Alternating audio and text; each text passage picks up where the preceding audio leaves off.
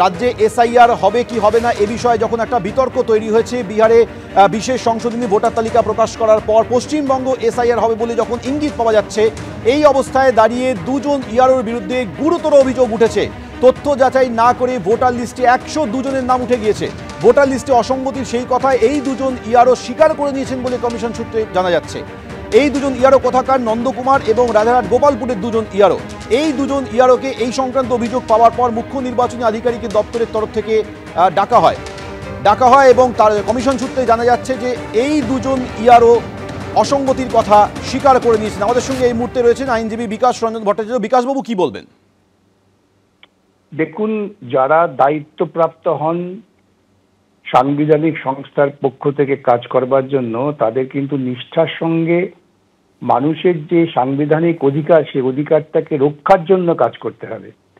এখন তারা যদি মানুষের অধিকার নষ্ট করার জন্য, অধিকার কেড়ে নেওয়ার জন্য কাজ করেন, এটা জঘন্য অপরাধ। প্রকৃতপক্ষে ভারতবর্ষের সংবিধানকে অগ্রাহ্য করার মতো ব্যাপার। সেই জন্যই যদি কোনো কর্মচারীকে দেখা যায় যে তারা উদ্দেশ্যমূলকভাবে কোনো অপকর্ম করছেন, তাদের বিরুদ্ধে কড়া ব্যবস্থা নেওয়া উচিত। এক্ষেত্রে কোনো রকম সহানুভূতি, কোনো রকম দুর্বলতা দেখানোটা ঠিক না।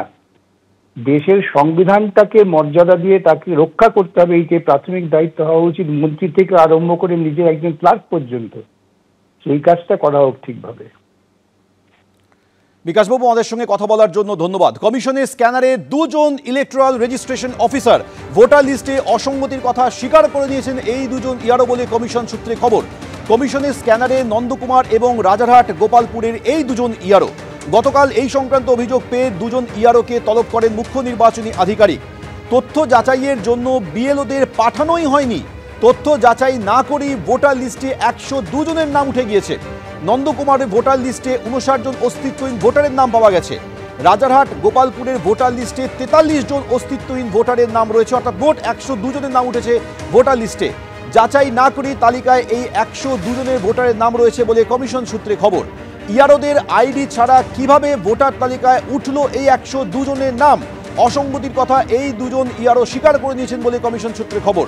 সংশ্লিষ্ট ডেটা এন্ট্রি অপারেটরদের নিয়োগকারী এজেন্সিকে নিজেদের আইডি দিয়েছিলেন এই দুজন ইআরও। অর্থাৎ স্পষ্টতই নিয়ম ভঙ্গ করা হয়েছে, এই বিষয়টা সামনে চলে আসছে। আমাদের সঙ্গে এই মুহূর্তে রয়েছে আমাদের প্রতিনিধি টেলিফোনে রুমা পাল। রুমা, আরো একবার জানতে চাইবো কিভাবে নাম উঠলো এই 102 জনের? দেখো, সব থেকে বড় কথা, বুথ লেভেল অফিসাররা কিন্তু প্রথমে গিয়ে তারা যাচাই করবেন। সেক্ষেত্রে বুথ লেভেল অফিসাররা যাচাই করার পর ইআরও কে জানাবেন। এখানে যেটা জানা যাচ্ছে যে বিএলওদের পাঠানোই হয়নি। তাহলে কি করে উঠে গেল 59 জন এবং অন্যদিকে 43 জনের নাম? সেটা জানা যাচ্ছে যে দুই ইআরও তারা কিন্তু তাদের যে আইডি সেটা শেয়ার করেছিলেন ডেটা এন্ট্রি অপারেটরদের যে এজেন্সি আছে তাদের মাধ্যমে। অর্থাৎ তাদের মাধ্যমেই কিন্তু এই অস্তিত্বহীন ভোটারদের নাম ভোটার তালিকায় নথিভুক্ত করা হয়েছে।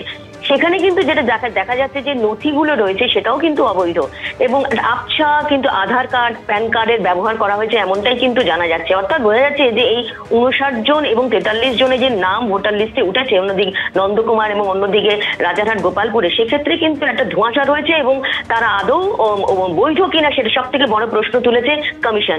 সেই কারণে কিন্তু এই দুই ইআরওকে ডাকা হয়েছিল মুখ্য নির্বাচনী আধিকারিকের দপ্তরে এবং তাদের প্রশ্নের মুখে পড়তে হয়। সেক্ষেত্রে তারা নিজেদের যেখানে যে তাদের যে ভুল হয়েছে এবং সেক্ষেত্রে যে তারা যে একটা অসঙ্গতি দেখা দিয়েছে তাদের কথাতেই ধরা পড়েছে। কারণ যেহেতু তারা নিজেদের আইডি শেয়ার করেছিল, আইডি শেয়ার করার কথা কিন্তু একদমই নয়। আইডি শেয়ার করতে পারে না ইআরও। সেক্ষেত্রে এই আইডি কেন শেয়ার করা হয়েছিল?